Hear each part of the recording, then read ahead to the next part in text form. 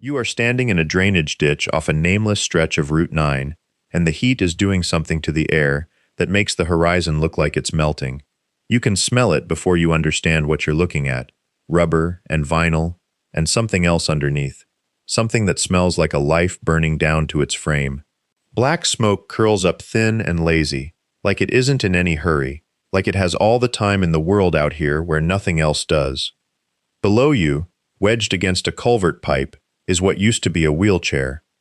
The wheels are still smoking. The spokes have gone soft and warped, drooping like something wilted rather than melted. The vinyl seat is a black crater, and a few feet away, sitting in the dirt with his knees pulled to his chest, is a boy who cannot walk to save his own life. 12 years old, dust in his hair, his hands folded so still in his lap that you'd think he'd taught himself, a long time ago, not to reach for things he couldn't have. He isn't crying. That's the part that will stay with you. He looks up, not at you, but past you, toward the road, like he's already given up expecting anyone worth looking at to come down it. And he says, so quiet you have to lean in to catch it. They said I wasn't fast enough to matter. That's all he gives you. That's all you get, for now. Because this story isn't about the fire. It's about what came after. About a gray-bearded stranger who stopped for gas at the only station for 40 miles and noticed something the whole town had trained itself not to see. It's about a phone call that traveled faster than anyone in Iron Ridge thought possible, and about 44 men on machines built for noise, arriving instead in something close to silence. It's about a chair that could not be burned, and about two boys, the one who built things and the one who could not yet stand, finding out what they were actually made of.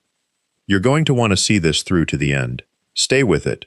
And before you go any further, tell me where you're watching from. Drop your city below, because stories like this one deserve to travel as far as the people who need to hear them. Subscribe if you haven't, because there are more men like the one you're about to meet, and more towns like this one than you'd think. But to understand the ditch, and the smoke, and the boy who said he wasn't fast enough, you have to go back 3 weeks earlier, to a town so far off the map that the highway department stopped bothering to patch its roads, and to a junkyard on its edge where a boy was about to learn that being underestimated could either break him or arm him.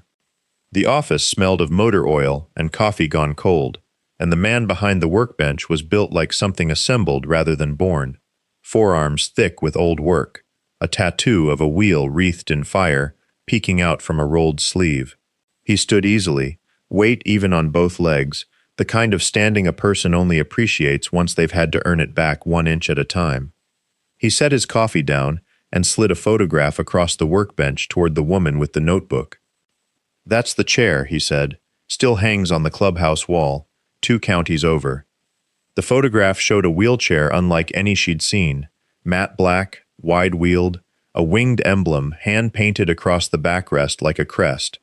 It looked less like medical equipment and more like something that belonged in a museum of things built by people who refused to be reasonable. 44 of them, she said, not quite a question. 44, he agreed.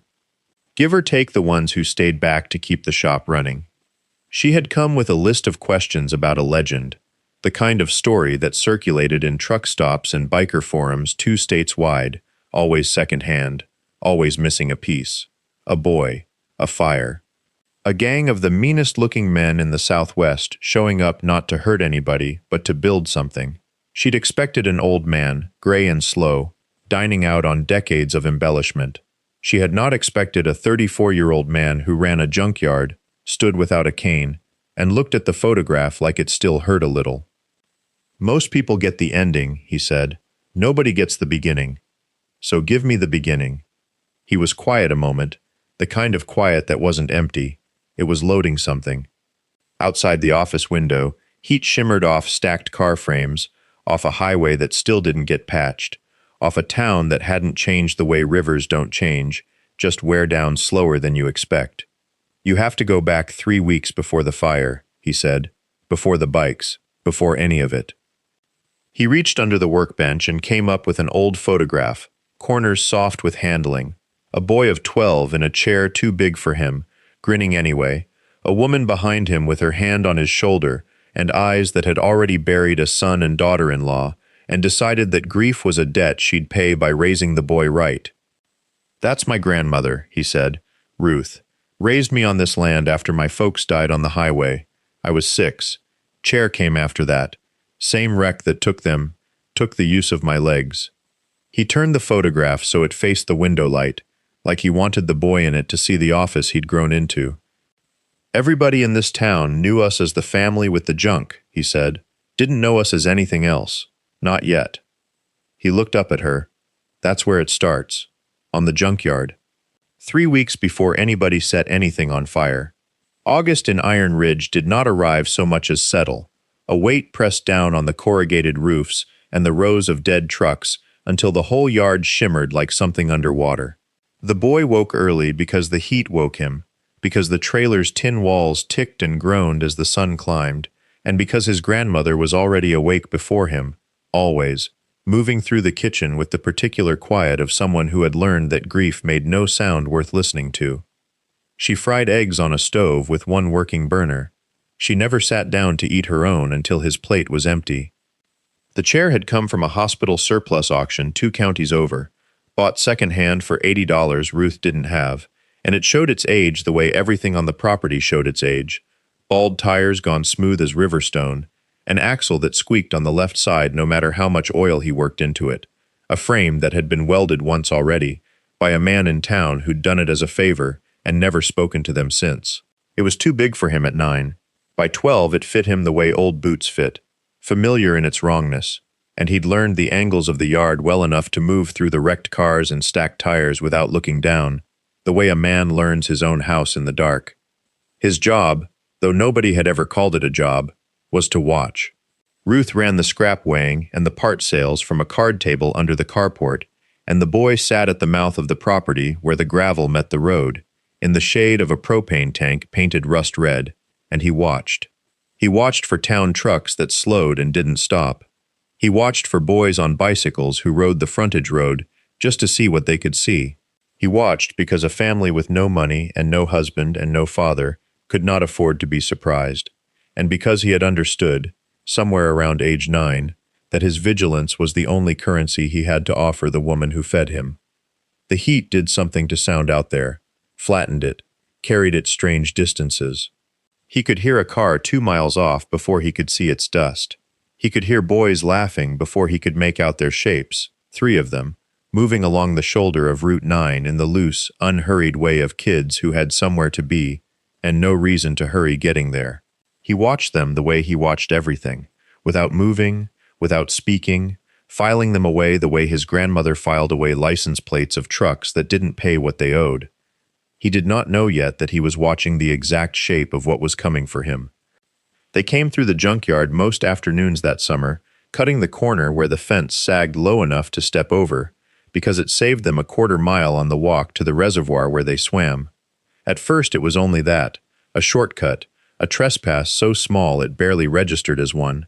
He'd watch them pick their way between the stacked hulls of dead pickups, kicking at hubcaps, laughing at nothing in particular, and he'd say nothing, because his grandmother had told him 100 times that a boy in a wheelchair, picking fights with boys on 2 legs, was a boy asking for a lesson he wouldn't like the shape of. But shortcuts have a way of curdling into entitlement. By June, they weren't just crossing the property, they were lingering in it, flipping over the hood of a rusted Impala to see what was under the tarp, prying loose a chrome bumper just to feel the weight of it in their hands, tossing it back into the dirt when it bored them. By July, the tall one had taken to calling him Cripple. The way other boys said hello, easy and unthinking, a name that cost him nothing and cost Caleb something every time. The one with the buzz cut liked to grab the handles of the chair and give it a hard shove from behind, just enough to make the wheels shudder, then walk off laughing before Caleb could turn around to see who'd done it. The quiet one never did anything himself. He only watched, the way a man watches a fire he didn't start but doesn't mind warming his hands at. Ruth saw the pattern before Caleb let himself name it. She started meeting him at the porch steps in the evenings, checking his arms for marks he didn't have, asking what he'd seen without asking what had happened, because she'd learned a boy would tell you more if you let him think you already knew. "Those boys," she said one night, wiping engine grease from her knuckles with a rag that had long since stopped being white, "are not your friends, and they are not your business. You hear something crossing that fence, you get yourself inside." She said it flat, without drama, the way she said most things that mattered. The same voice she used to tell him the truck wouldn't start, or that they were down to canned beans till the check came. He understood, in the way children understand things without being told the reasons, that this was not only about 3 boys. It was about the name people in Iron Ridge used for their family when they thought no one was listening. Trash. The pair of them, the girl who married wrong and died for it, the boy who couldn't even run from his own yard. Ruth had built a life out of scrap and stubbornness in a town that would have preferred she quietly disappeared, and every insult those boys threw at him landed somewhere on her too, though she never once let him see it land. He watched them now, coming up the shoulder of Route 9 in the white glare of August, and something in him, some old, learned animal instinct, understood before his mind caught up that this crossing would not be like the others. The tall one reached him first, and there was no shout this time, no taunting call across the fence the way there usually was, only the quiet of boys who had decided something beforehand and were now simply carrying it out. A hand closed on the armrest. The chair tipped sideways before he understood it was tipping, and the ground came up the way it always did, hard and sudden and without apology, gravel biting into his palm where he threw it out to break the fall. He heard himself breathing. He did not hear himself make any other sound, because some old instinct told him that sound was currency here, and he would not spend it on them. They dragged the chair by its frame, one wheel screeching where the axle had gone crooked years ago, down the slope toward the drainage ditch that ran alongside Route 9, dry now in the August heat, cracked at the bottom like old paint. The buzz-cut one laughed once, short, more nerves than joy. The quiet one said nothing at all, only carried the plastic jug they'd filled from the siphon hose at the junked Ford, gasoline, amber and sharp, sloshing thin against the sides. He pulled himself through the dirt on his forearms, the way he had taught himself years ago, without complaint, the way another child might learn to whistle or throw a ball. The gravel took the skin off his elbows. He did not stop. By the time he reached the top of the ditch, the chair was already lying on its side in the dry bed, wheels up, and the gasoline was already dark across the vinyl seat, soaking into the foam his grandmother had patched twice with electrical tape. The match came from the tall one's pocket, and there was a moment, brief, almost gentle, where nothing happened at all, where the flame sat small and blue at the tip of the wood before it dropped. The chair did not burn quickly.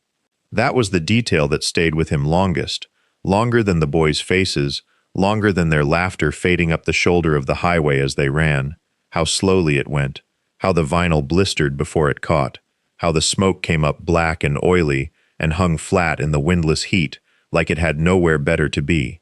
He sat at the lip of the ditch in the dirt, unable to go down after it, unable to do anything but watch the only pair of wheels he owned turn to something unrecognizable in the August light. He did not cry. He noticed that fact about himself the way he noticed the heat, or the smell, or the sound of the fire settling into the frame. A fact, nothing more, filed away the way Ruth filed away insults.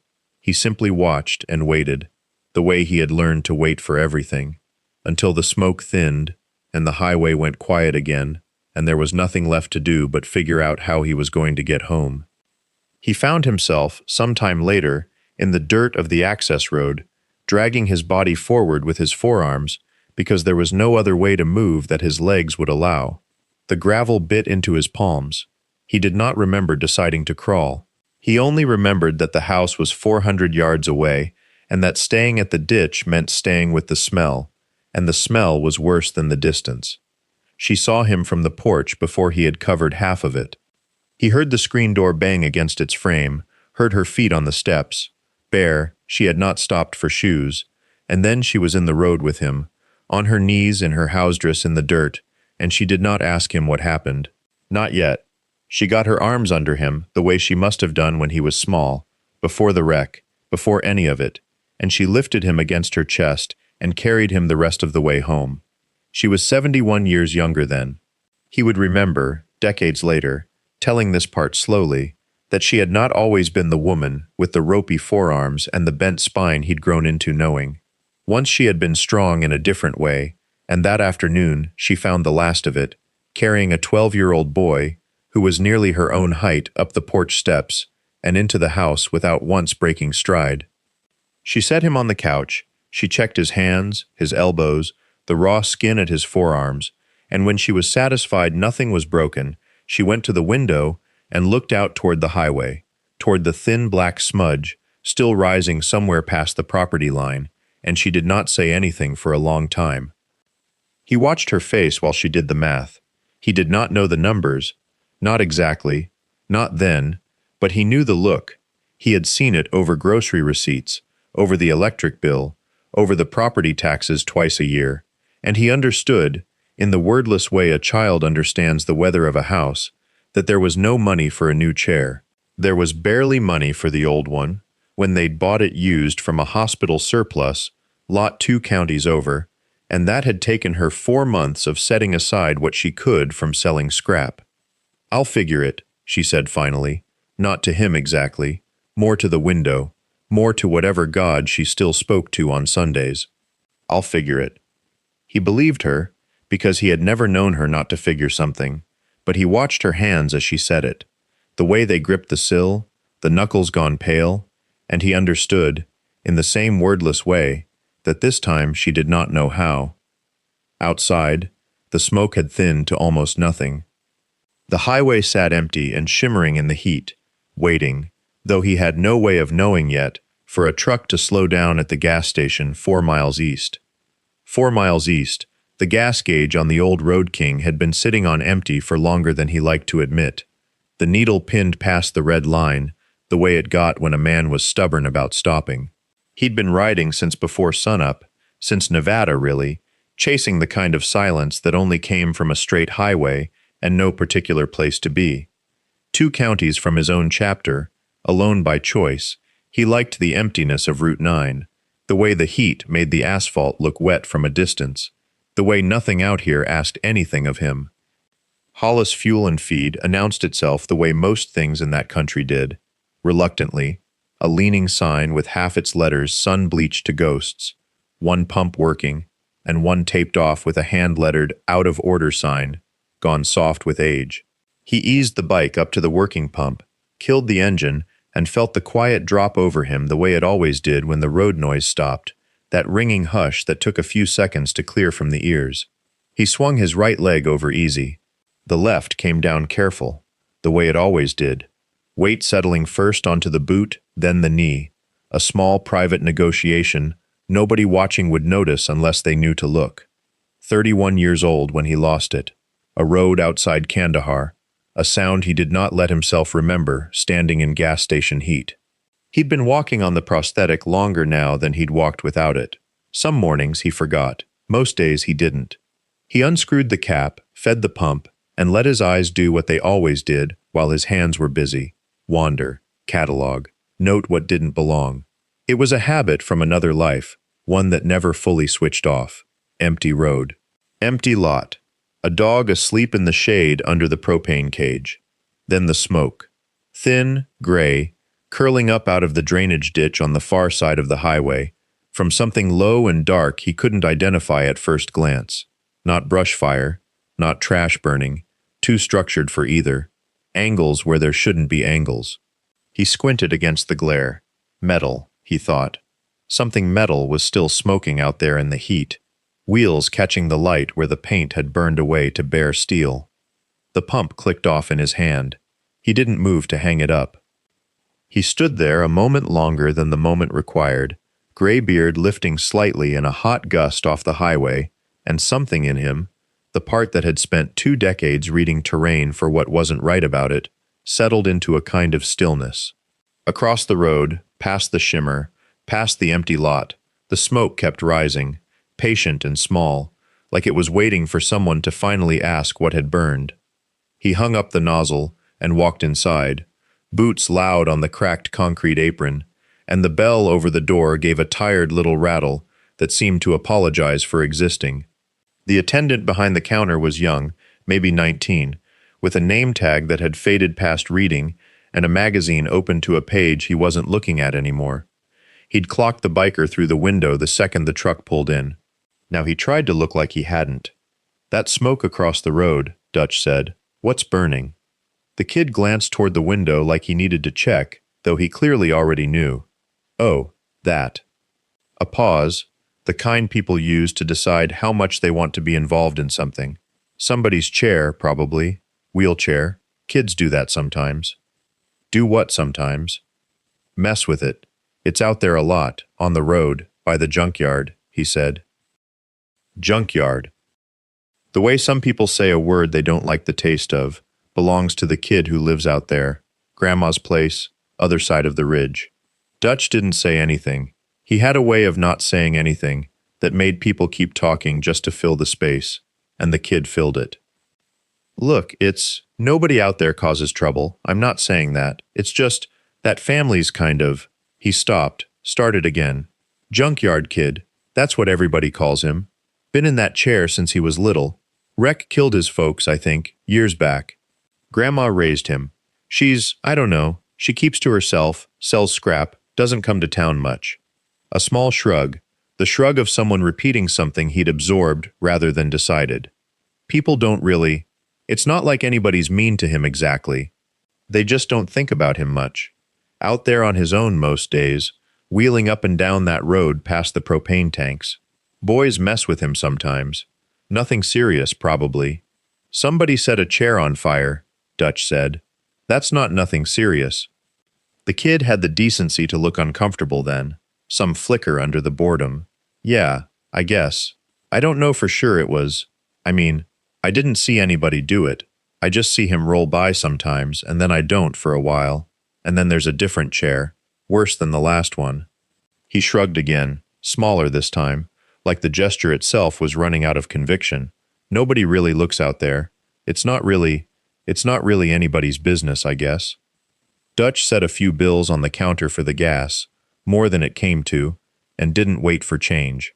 He walked back out into the heat, and the sun hit the side of his face like a flat hand, and across the road the smoke was still rising, thinner now, and he stood by the pumps a moment looking at it the way a man looks at a debt somebody else refuses to collect. He didn't ask directions. Iron Ridge had one road worth naming, and the junkyard sat at the end of it like something the town had shrugged off and forgotten to look back at. He rode slow, the way he did through places that hadn't decided yet whether to trust him. Chain-link fence, rust-eaten and leaning. A hand-painted sign, the paint gone the color of old teeth. Behind it, hills of dead machinery, truck cabs without wheels, washing machines split open like fruit, a school bus with its windows long since given to weather. And on the porch steps of a sagging house at the center of it all, a boy sat very still. No chair beside him, no chair anywhere in sight, just the boy, and the steps, and the distance between where he sat and where the world happened to be moving. Dutch cut the engine a good 30 yards out. He'd learned that once, a long time ago, in a place with different dust, that a machine's silence tells a watching person more than its noise ever could. He walked the rest of the way on the leg that still worked the way legs were supposed to, and on the other one, which worked because he'd made it. The boy watched him come, didn't call out, didn't retreat either, though retreat wasn't much of an option from where he sat. Dutch stopped at the edge of the yard, respectful of a line he hadn't been told existed but could feel anyway, the way you feel the edge of a property that means something to somebody. He studied the boy the way he used to study a tree line, a doorway, a stretch of road that looked too quiet, not for threat, for truth. The boy's shoulders were pulled square despite everything in his face wanting to fold. His hands sat flat and steady on his knees, no fidgeting, no reaching for anything to hold. His eyes did what a soldier's eyes do when they've already decided that whatever comes next, they will not be the one to look away first. Fear was in there. Dutch had seen enough fear to know its shape from 50 yards, but underneath it, holding it up like a beam holds up a roof, was something else. Something that didn't belong to a 12-year-old or shouldn't have had to. "You Ruth's boy?" Dutch asked. "Grandson," the boy said, voice flat, guarded, giving up only what was asked and not one word more. "Somebody burned your chair." It wasn't a question, and the boy treated it accordingly. No confirmation, no denial.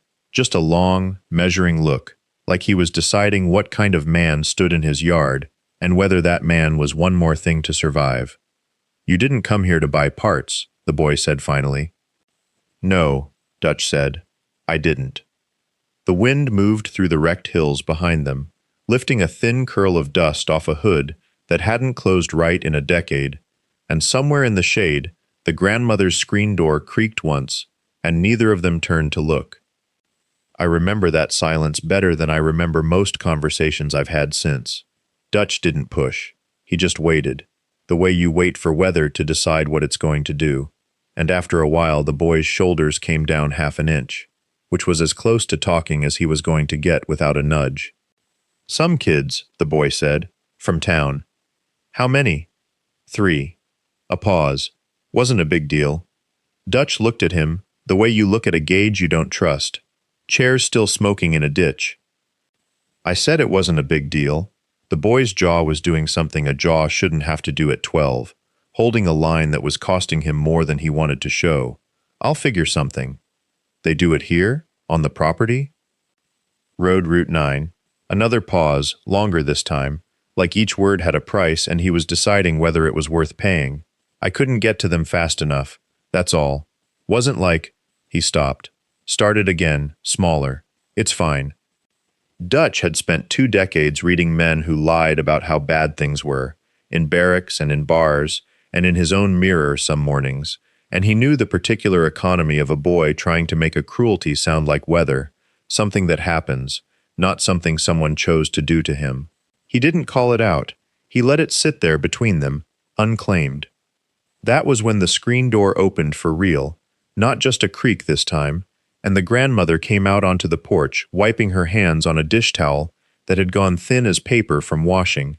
She was smaller than Dutch expected, sun-worn in the way the whole town was sun-worn, but her eyes moved fast, taking in the stranger, the bike, the boy's face, doing arithmetic Dutch recognized because he did the same math himself in doorways he didn't trust.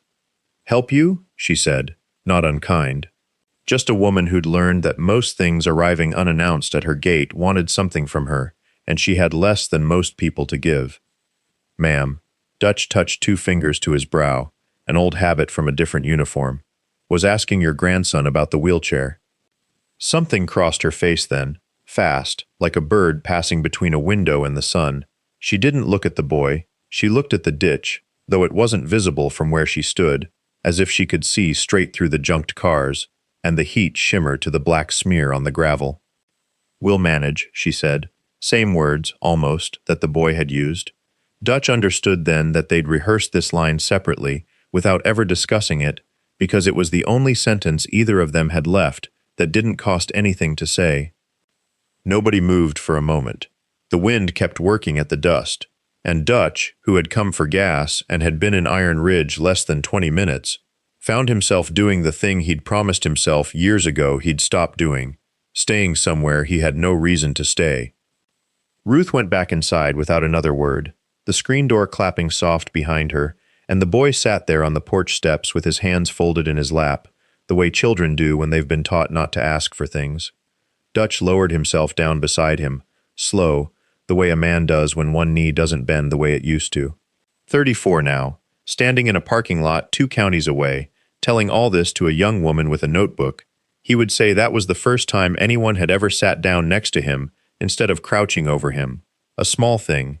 It changes everything, sitting instead of crouching. Neither of them spoke for a while. The heat had settled into that late afternoon thickness where even the flies seemed too tired to move. Then Dutch reached down and rolled up his right pant leg, unhurried, the way another man might roll up a sleeve to show off a scar he was proud of. Underneath was not skin. It was matte gray plastic and a steel pin, a prosthetic running from just below the knee down into a boot that looked, from the outside, exactly like its twin. The boy stared. He didn't flinch, and he didn't look away either, which Dutch would say later told him more about the kid than anything spoken so far.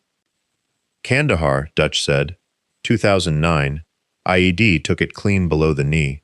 Woke up in a tent smelling like diesel and thought I was done being a man anybody needed. The boy's eyes moved from the leg up to Dutch's face and stayed there. People see this, Dutch went on, tapping the plastic once with a knuckle, a hollow little knock, and they slow down when they talk to me, ask if I need help getting up, ask my wife things instead of asking me. He let that sit. Same look you got from those boys this morning, I'd guess. Different reason, same mistake. What mistake? The boy said. First real words he'd offered since his grandmother had gone inside. Thinking slower legs mean a slower man. Dutch turned his head and looked at him directly, not down at him, not around him. Man in a chair, man with a fake leg. Folks think that's the whole of him. It's never the whole of anybody. But I'll tell you something free, since you didn't ask for a speech, and I gave you one anyway. He almost smiled. Fella who's spent his life being underestimated learns to use it. Learns folks don't watch him as close, don't expect much. That's an advantage if a man's smart enough to keep it quiet. The boy said nothing, but something in the set of his shoulders had changed, some old brace loosening by a fraction of an inch. Dutch noticed it the way he noticed weather changing, not sudden, but certain. Boys who did this, Dutch said, nodding toward the road, toward the ditch neither of them could see, but both of them were thinking about. They made that mistake already. About you. The light was going by then, that long amber slide the desert does before it gives up the day entirely, and Dutch walked out past the last row of stripped trucks to make the call, because a man raised right doesn't do certain business where a boy can hear it. He'd told him he was 34 when he tells this part now, sitting across from the reporter with her recorder blinking red on the table between them, though at the time he'd been 12 and hadn't known the call was happening at all, only that the biker had said he needed to check on something and walked off into the rows of rusted metal with his phone already in his hand. The call itself he learned only later, second-hand, in pieces, the way most of the true history of that week reached him. Dutch hadn't dressed it up. That was the thing everyone who repeated the story always said about him. He never dressed anything up. Not the leg, not the war, not what he'd seen in a ditch off Route 9 that afternoon. He gave the man on the other end 4 sentences. A boy in a chair. Boys who weren't in one. A fire that didn't need to happen. A grandmother with no money, and no one in 40 miles who'd lift a finger for her. There was a silence on the line, the kind that isn't empty, and then the voice on the other end. A voice that belonged to a man who ran the Ashline chapter's books and had done so for 11 years, though the boy wouldn't learn his name for a long time yet, said the 4 words that were less a response than a reflex, worn smooth from decades of repeating. What we protect, we keep. That was all. No promises made out loud, no plans spoken into the desert air, just the phrase passed hand to hand, like something older than either man on the call, older than the club itself, maybe. Dutch stood there a moment with the phone still against his ear after the line had already gone quiet, looking back toward the house where a boy sat in the dark blue evening with his hands folded in his lap like he was waiting for permission to want something. Then he put the phone away and walked back toward the porch, and if his face carried anything of what had just been decided, he didn't let it show, not to the boy, not to the grandmother watching from behind the screen door with her arms crossed and her mouth set in the particular line of a woman who has learned not to hope out loud. He only said that he'd best get moving before dark caught him on the highway, and that he'd stop by again if he found himself passing through. He did not say when that would be. But he looked once more at the porch railing, at the space beside it where a chair should have been, and something in the way he looked told the boy, though the boy couldn't have named it yet, that the man had no intention of forgetting the shape of that empty space. He tells the young reporter that he didn't know, back then, how fast a thing could move once it left one man's hands and entered a room full of others who'd been waiting a long time for a reason. The call that night, the one made from the porch with the phone pressed hard against a graying ear, went to a man who ran a garage 2 counties over, a man who'd spent 11 years bending metal for the army before he ever bent it for anyone else. That man called another man. By 9 that evening, in a clubhouse with a corrugated roof and a bar that had seen more confessions than any church in the county, 7 men were standing around a table with nothing on it but a phone laid flat and speaker on, listening to a voice describe a ditch, a smell of melted rubber, and a boy who hadn't cried. Nobody in that room said the word charity. Nobody said the word pity either. What they said, according to the man who told it years later, with his hands doing the shapes his voice couldn't, was this "can't burn." A machinist who'd lost 2 fingers to a lathe in his 20s and had learned to weld left-handed said he had aircraft aluminum sitting in his shed, salvage from a decommissioned crop duster he'd been meaning to strip for parts.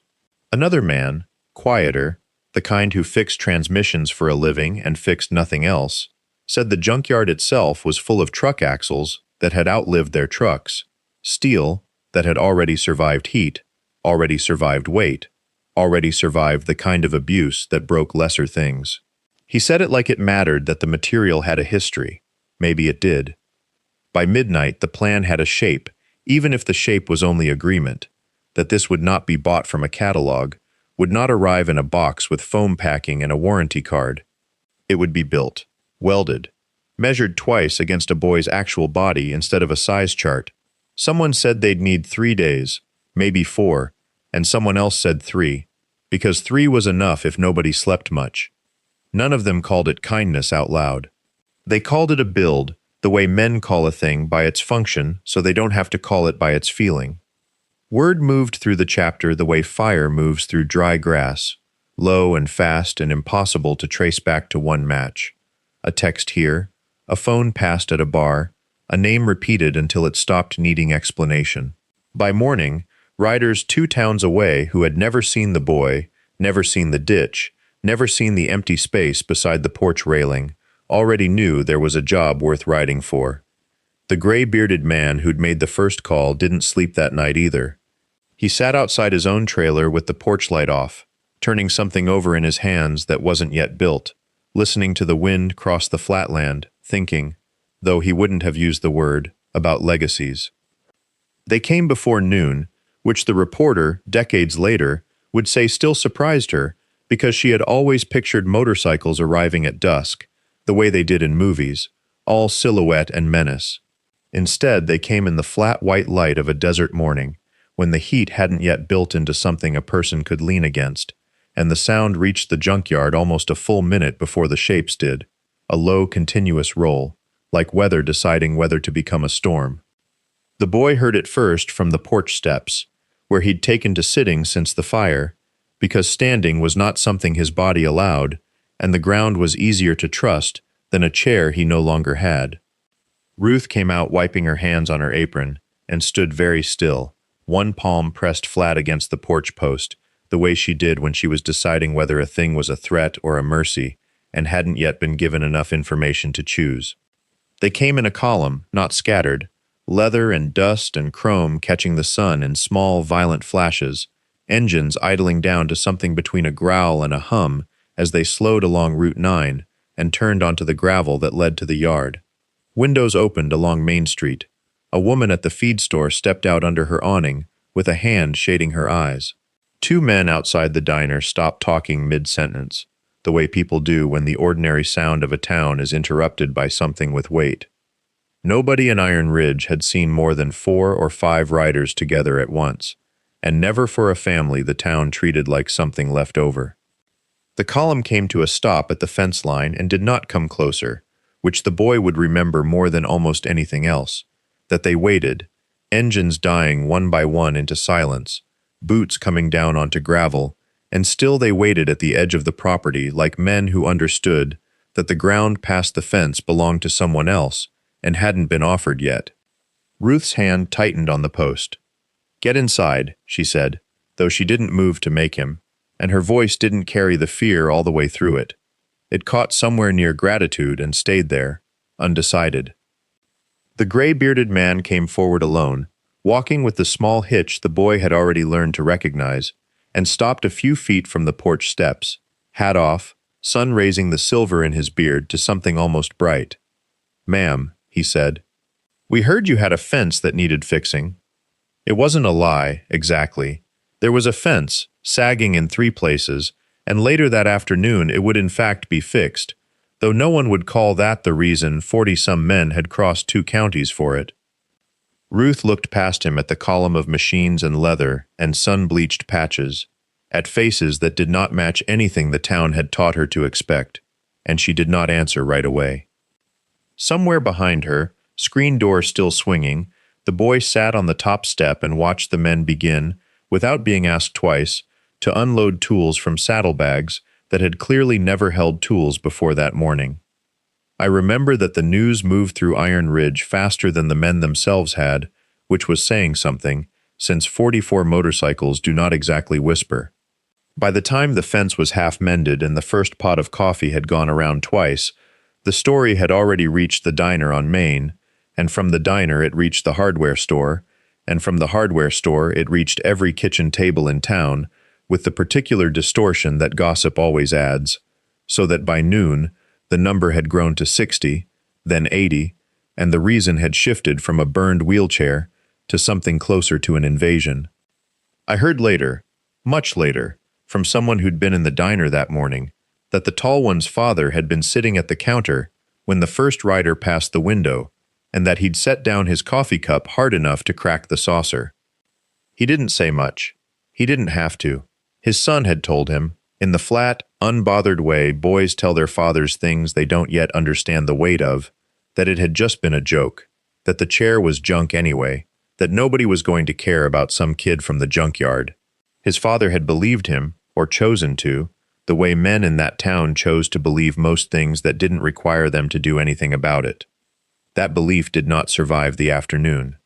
By 2 o'clock, the road past the junkyard had become something people crossed themselves to avoid. At least the man who mattered most did. He was seen driving the long way to his own property, adding almost 10 minutes to a route he'd driven straight for 30 years, and when a neighbor asked him why, he said something about the road being torn up, though nobody had touched that road in a decade. The buzzcut boy's mother called Ruth's number twice and hung up both times before it rang through. The quiet one's family said nothing at all, which in a town like that was its own kind of statement, since silence there usually meant either shame or shrewdness, and nobody could yet tell which. I didn't understand any of this at the time. I only knew that the men who had come for a fence were still there past supper, and that one of them, a woman with a shaved head and a tattoo of a swallow on her collarbone, had shown my grandmother how to weld a hinge back together without burning her fingers, and that my grandmother, who did not trust easily and trusted almost no one from outside our own fence line, had laughed at something the woman said, a real laugh, the kind I hadn't heard from her since before the wreck.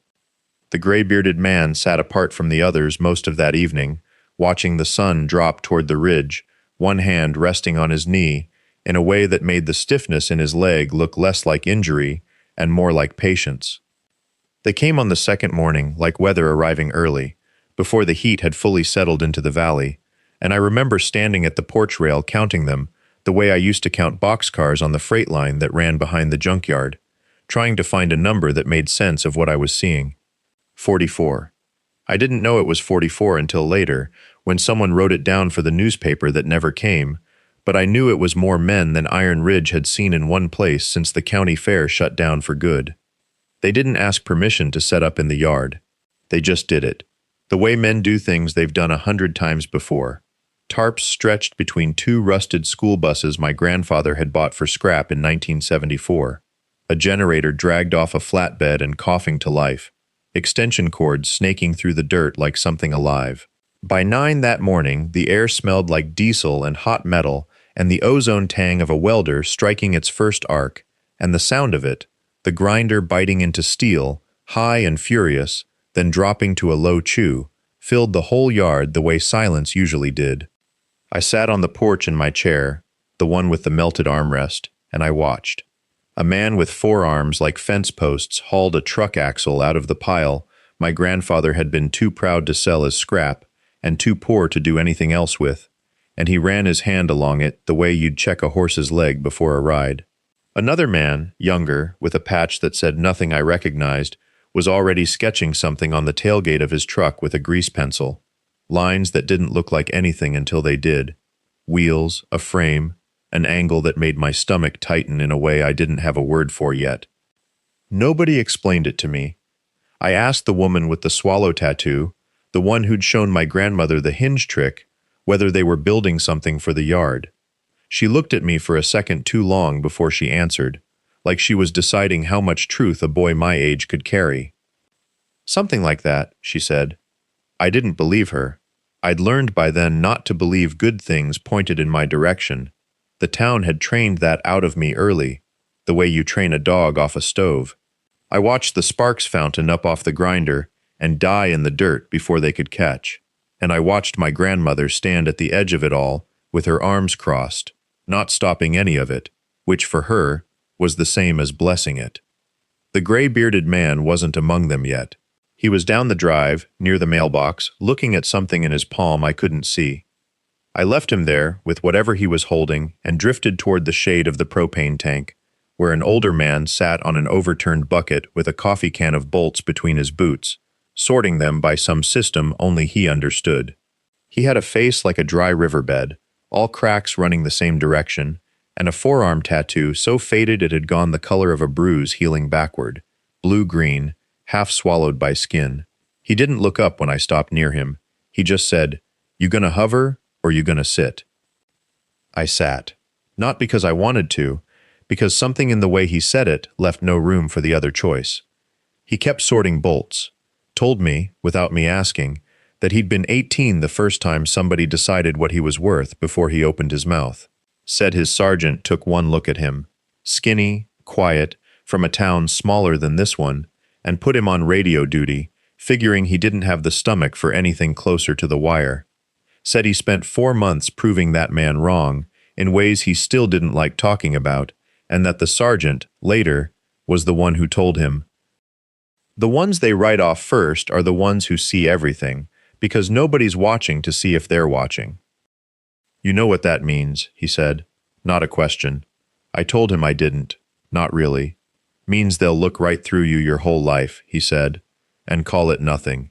And every time they do, you get to keep something they don't know you're keeping." He tapped his temple with one thick finger, then went back to the bolts, like he'd said all he intended to say on the matter. I asked him if it ever stopped, the looking through. He thought about that longer than the question seemed to deserve. "No," he said, "but you stop needing it to." I didn't understand him then. I understood the shape of it, the way you understand a word in a language you're only beginning. Enough to know it mattered, not enough to use it myself. I looked past him at the grinder throwing its short-lived stars into the dirt, at my grandmother still standing sentry with her arms folded, at the woman with the swallow tattoo bent over a sheet of aluminum with a soldering iron, trembling faint blue light against her knuckles. Somewhere in that noise was an answer nobody had said out loud yet, and I had the strange, unfamiliar feeling of being early to something instead of last. The old man stood, dumped his sorted bolts into a rag, and nodded toward the mailbox, where the gray-bearded one was still standing, turning that small, unseen thing over and over in his palm, like it weighed more than it should. My grandmother crossed the yard the way she crossed everything in those years, like she was daring the ground to give out under her. She stopped in front of the gray-bearded one at the mailbox and said she wasn't going to stand here and watch strangers spend their money on her grandson like he was some kind of stray they'd found on the highway. She said we didn't take charity. She said it twice, like the first time hadn't landed hard enough on him, or on her. He didn't argue. He turned the small, unseen thing over once more in his palm, then closed his hand around it. "This isn't charity," he said. "Charity's when you give something because you feel sorry. This is a debt." "We don't owe you anything," she said. "We never met you before this week. Not to me." He looked past her, toward the grinder still throwing its short stars into the dirt, toward the men bent over steel that wasn't theirs, for a boy they hadn't known existed 4 days earlier. "Somebody did something for me once I couldn't pay back. Man's been dead 11 years. I've been paying it forward ever since, one stranger at a time, and I don't expect any of them to settle up either." He said it plain, the way he said most things, like the words cost him something to spend, and he wasn't going to waste extra on decoration. Some debts aren't built to be repaid. They're built to be passed on. You take this, you're not taking charity. You're just next in line. She didn't answer him right away. I remember the silence lasting long enough that the grinder's whine seemed to fill the whole yard by itself, and I remember watching her jaw work the way it did when she was deciding whether pride was worth more than what was in front of her. "And if I say no," she said finally, "what happens to all this?" "Then we finish it anyway," he said, "and we leave it in the ditch where the boy found the old one. Your choice is whether he wheels it out of there himself or has to go looking for it twice." She looked at me then, not at him, like the answer had never really been hers to give. I didn't say anything. I didn't have to. Something in her face had already started to soften, the way stone softens under enough weather, not all at once, but enough that you can see, finally, where the water's been working. They finished before dawn. I remember waking to the sound of the compressor going quiet, the way silence can wake you faster than noise if you've slept long enough beside machines. The sky over the junkyard was still the color of a bruise, that thin gray purple that comes before any real light. I found her already outside, wrapped in the same coat she wore to church twice a year, standing at the edge of the ring of trucks with her arms crossed like she was cold, though it wasn't cold. The chair sat under a lantern hung from a chain hoist. Black, not the flat black of primer, but a deep, wet-looking black, still tacky in places where the paint hadn't cured. On the backrest, a wing and a wheel, hand-painted, the brushstrokes visible if you leaned close, like something scratched into a cave wall by firelight. One of the men, the one who'd done the lettering, was still crouched beside it with a rag, touching up a feather on the wing that hadn't dried right. Nobody spoke much. 40-some men, standing in a ring of dead trucks at first light, have a way of going quiet together, like it's a thing they know how to do without being told. The gray-bearded one crouched down in front of me on his good knee, the other leg making a sound against the dirt I'd learned to recognize by then. He didn't ask if I was ready. He just said, "Arms around my neck," and lifted me the way you'd lift something you'd already decided was not going to be dropped. Not that day, not any day after. The seat took my weight without a sound. That's the part I still think about. How quiet it was. No creak, no give, no groan of old rivets finding a new job to do. Just my own weight settling into something built exactly for it, like water finding the shape of a glass. The wheels were wider than any I'd had. My hands found the rims before I told them to, some old animal instinct remembering a thing it had never actually known. The sun came up while I sat there not moving, throwing long orange light across the yard, catching the wet paint on the wing so it looked, for 1 second, like it was actually burning. Somebody behind me said, "Lo, let him go first." I looked up at the man who'd carried me. He nodded once, like there was nothing left to decide, and stepped back out of the light. I pushed off before I decided to. That's the truth of it. My hands moved on the rims and the yard fell away behind me, gravel giving way to the packed dirt of the road, and the chair didn't fight me the way the old one had, didn't drag its bad wheel and pull left like it was always trying to take me somewhere I hadn't chosen. It went where I put it. It went where I pointed it, straight down toward Route 9, and the wind came up cold off the desert floor and filled my shirt like a sail. I heard them before I saw them. 3 sets of boots on the shoulder of the road, the same boots that had dragged the old chair through the ditch grass 3 days before, and when I came around the bend they were just standing there, walking that stretch like they did most mornings, like the road belonged to them the way it always had. They stopped. I didn't slow down. The tall one's mouth opened first, and nothing came out of it. The one with the buzz cut took a step like he meant to block the road, then didn't, because there was nothing to block. I was already past where he was standing, the wheels eating the dirt faster than his legs could answer, and I watched his face do something I'd never seen it do before, not once, not in 6 years of watching it from below. It went soft with something that wasn't quite fear and wasn't quite shame, but sat somewhere in the ditch between them. The quiet one just watched. He always just watched. I didn't look back to see if they were chasing me. I could hear that they weren't. No footfalls pounding the shoulder, no breath behind me, nothing but the wind and the low hum of good bearings doing what they were built to do. Behind me, further back, I heard boots and boots and boots, 44 of them stepping out onto the road to watch, but I didn't turn for that either. I kept my eyes on the flat gray stretch of Route 9 opening up ahead of me, the heat already starting to shimmer off it, and I understood, somewhere around the 2nd mile, that I had never once in my life been going anywhere. Now I was. Behind me, one of the boys said something I couldn't hear. I didn't need to hear it. His face had already said it for him, and I carried that face with me the rest of the way down that road, further than I'd ever gone alone.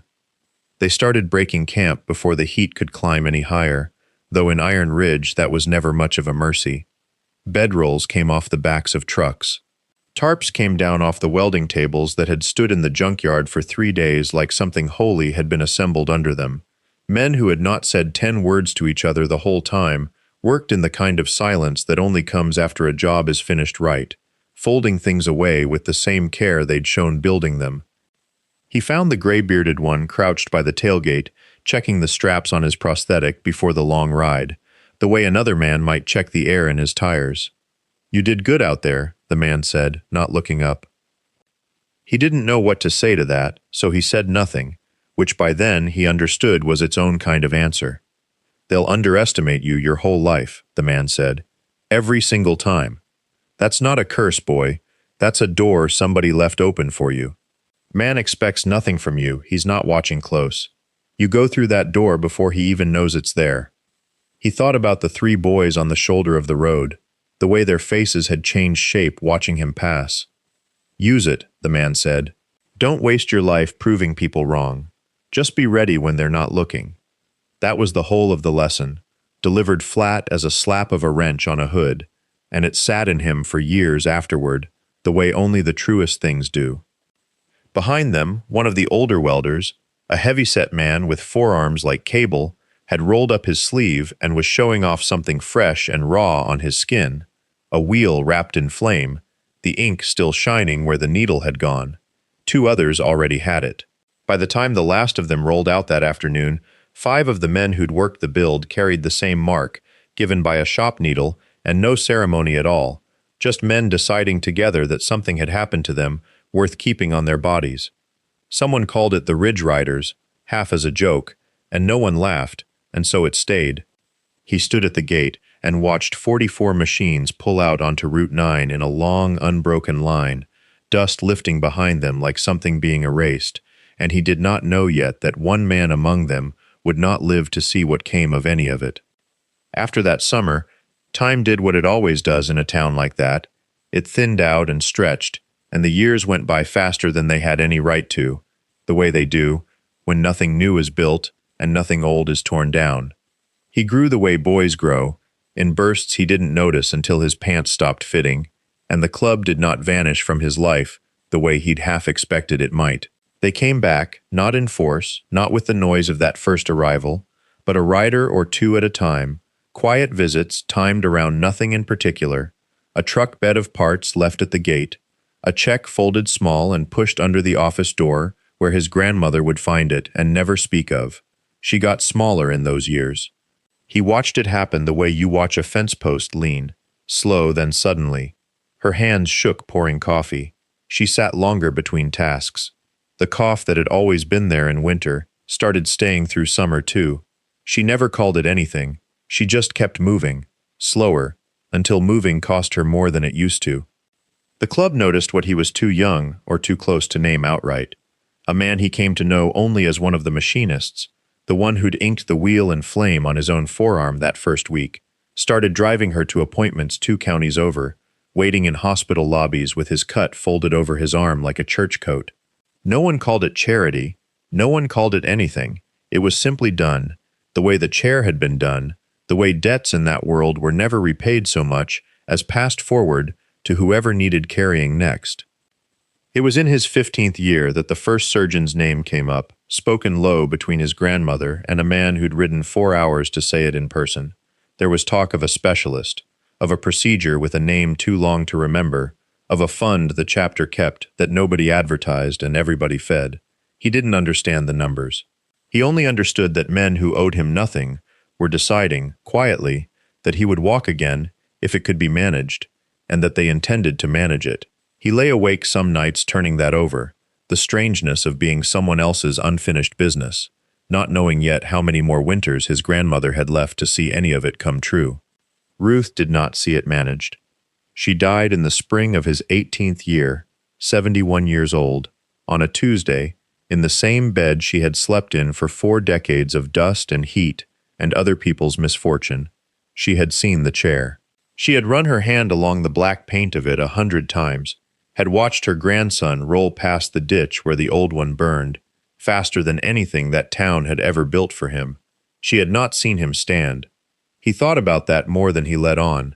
He thought about it at the funeral, small as it was, a handful of neighbors who had never once offered to drive her anywhere, standing at a respectful distance from the 11 riders who had come without being asked, who dug part of the grave themselves because the backhoe was broken and nobody in town would fix it in time. He thought about it in the months after, in the long quiet of a house that had one less voice in it. She had raised him from 6 years old, with nothing but stubbornness and a junkyard, and she had died 1 surgery short of watching the whole debt come due. The surgeries came anyway. 3 of them, spread across 4 years, paid for in pieces nobody itemized, and by the time he was 22, he was standing at the end of a hospital hallway with a cane in one hand and a nurse's arm in the other, and by 26, the cane was gone too. He thought, on the day he took his first unaided steps down Route 9 toward the gas station, that the gray-bearded man ought to have been the one walking beside him. He wasn't.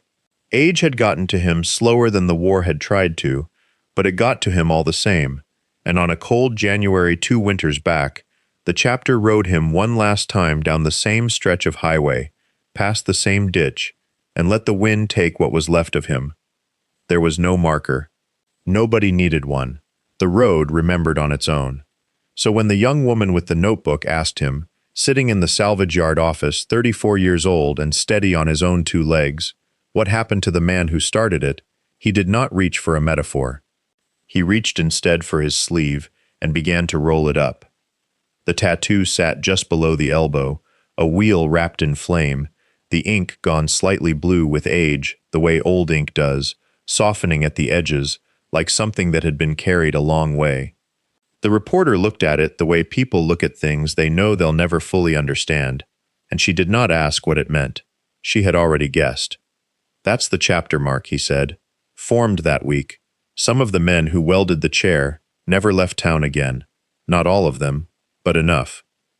He rolled the sleeve back down slowly, the way a man closes a book he has read many times and does not need to finish again to know how it ends. "Last thing he told me," he said, "wasn't about the leg, wasn't about the chair either. We were sitting right about where you're sitting now. He said he wasn't the one who needed saving that summer." He looked past her, out the window, to where the junkyard stretched toward the highway, heat already rising off the metal in long silver ribbons, even though it was barely past 9. He said the town did. He let that sit the way Dutch had let things sit, without reaching to soften it, without explaining it further, because some truths lose their weight the moment you start defending them. The reporter closed her notebook without writing that part down. Some things aren't for the page. She thanked him, and he walked her out past the office, past the wall where a photograph hung of 44 bikes, lined up on a road that still, all these years later, had no proper shoulder to speak of, and she paused there a moment before she left, the way visitors always did, and did not ask why he kept it. He didn't need to explain that either. Outside, the heat pressed down the same way it had 30-some years before, indifferent, patient, the kind of heat that has outlasted more men than it will ever outlast this town. He stood in it without a cane, without a wheel beneath him, just 2 legs and the ground, and somewhere down Route 9 the ditch was still there, mostly filled in now, grown over with the kind of brush that takes root in places nobody visits anymore. He didn't need to visit it either. He already knew exactly where the road remembered. If you're watching this from your own town, the kind with 1 gas station and no reason for anyone to stop, tell us where you're watching from. Some of us are still out here,